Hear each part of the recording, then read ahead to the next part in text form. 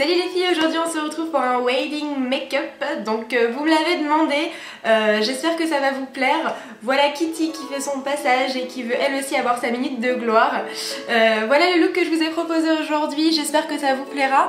En tout cas je vous laisse regarder les explications si c'est le cas. Je commence par appliquer ma base, la Step 1 Skin Equalizer de Make Up For Ever. Donc c'est une base lissante que j'applique sur l'ensemble du visage avant d'appliquer mon fond de teint.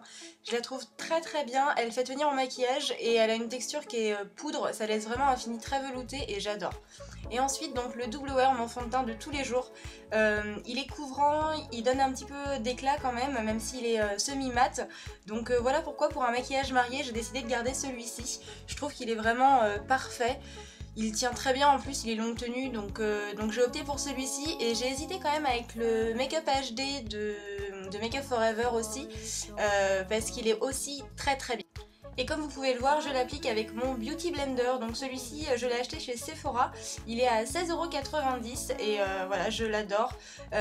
J'applique également mon anti-cerne, donc là c'est le gros du travail. J'ai fait un mélange avec le Full Cover numéro 4 de Make Up For Ever et la base, non, comment elle s'appelle déjà ?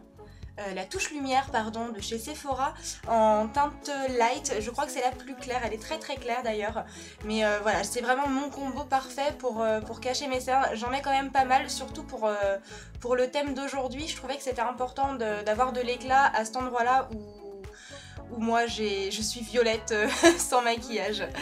Et donc ensuite je viens poudrer toujours avec mon Beauty Blender, c'est un outil parfait pour tout faire ce truc là. Donc je viens poudrer avec la poudre de Marc Jacob en teinte ivoire. C'est ma nouvelle poudre, avant j'utilisais la dernière touche confort de chez Je m'aime Maybelline et puis j'ai essayé celle-ci et je trouve qu'elle a un fini qui est beaucoup plus lisse et beaucoup plus éclatant en fait on va dire. Elle éteint beaucoup moins le regard. Et donc ensuite sur toutes les zones de mon visage que je n'ai pas poudré, c'est-à-dire les joues, le menton et le front, je viens appliquer ma poudre minérale, ma poudre compacte minérale de chez Sephora dont j'ai oublié la teinte, ça doit être en 20-25. Et attention, c'est une première, on commence le tuto sourcil. Donc ça fait longtemps que vous l'attendiez, je crois. Autant vous dire que j'ai vraiment galéré à le filmer, c'était terrible. J'espère que vous allez quand même voir ce que je suis en train de faire. Là, je souligne donc la queue de mon sourcil avec le Brow Wiz de Anastasia Beverly Hills. Ensuite, je fais la tête. Donc en fait, je fais uniquement les contours. Voilà ce que ça donne, je vous ai mis une petite photo pour voir où est-ce que j'en étais. Et malheureusement j'ai filmé l'étape d'après mais on ne voyait rien, donc voilà ce que ça donne. J'ai fait exactement la même chose mais au niveau du haut de mon sourcil en fait. J'ai fait les contours au niveau du haut.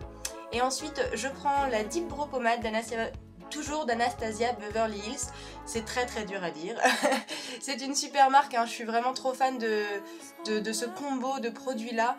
J'ai trouvé le combo parfait pour moi en tout cas. Et donc j'utilise un pinceau biseauté de chez Sephora et vous voyez je comble et puis je donne des petits à-coups au niveau de la tête de mon sourcil sans faire quelque chose de trop délimité. Ensuite on enlève les bavures et puis on vient brosser la tête avec un goupillon pour justement donner cette impression de dégradé et pas quelque chose de très droit. On s'attaque au maquillage des yeux enfin et donc j'utilise la Primer Potion d'Urban Decay et celle-ci c'est la matte, je sais plus comment elle s'appelle mais en fait c'est une base qui est beige coloré comme vous pouvez le voir. Et ensuite on poudre le dessous d'œil pour éviter les chutes parce que vous allez voir qu'il va y en avoir quand même pas mal. Donc moi je fais toujours mon teint avant de commencer le maquillage mais après c'est chacun ses goûts. Je commence par appliquer le fard Trick de la Naked 3 sur toute ma paupière mobile. Je vais éviter le coin interne puisqu'on va venir y placer le fard Strange qui est un fard beige mat tout simplement. Et pour la prochaine étape, c'est avec le fard Nooner qu'on va travailler.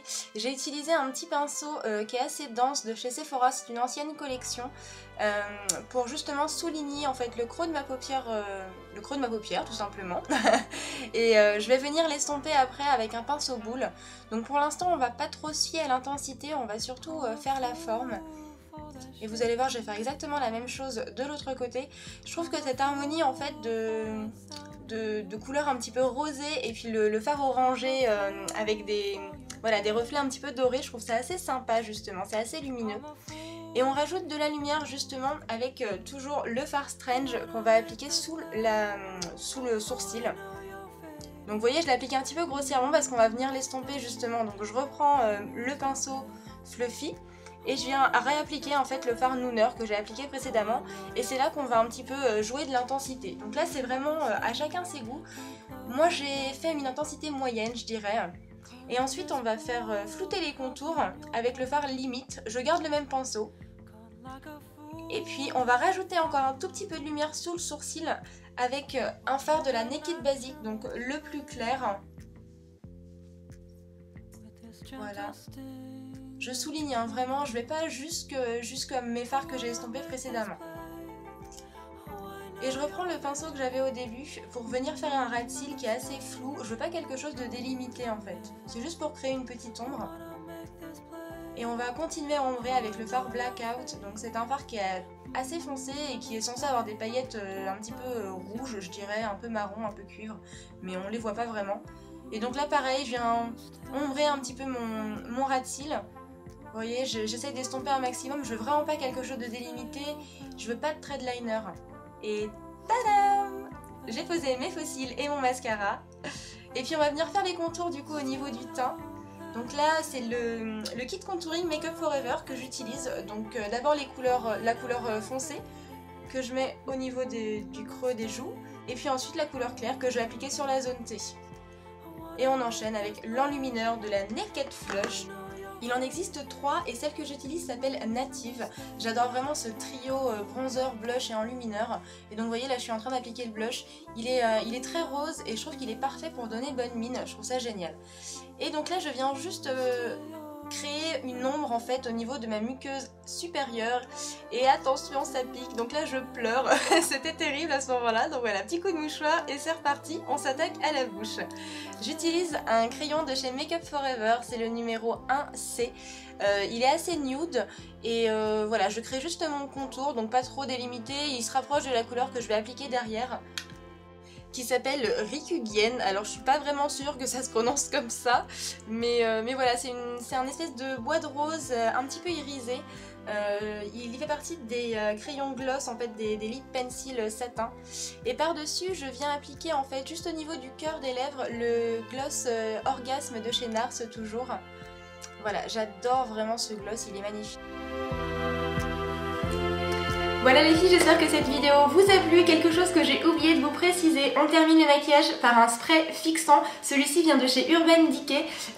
Il existe aussi dans cette marque là un spray qui est exprès pour les peaux à tendance grasse, donc qui va permettre de réguler le sébum au niveau de la journée, donc d'éviter de faire briller.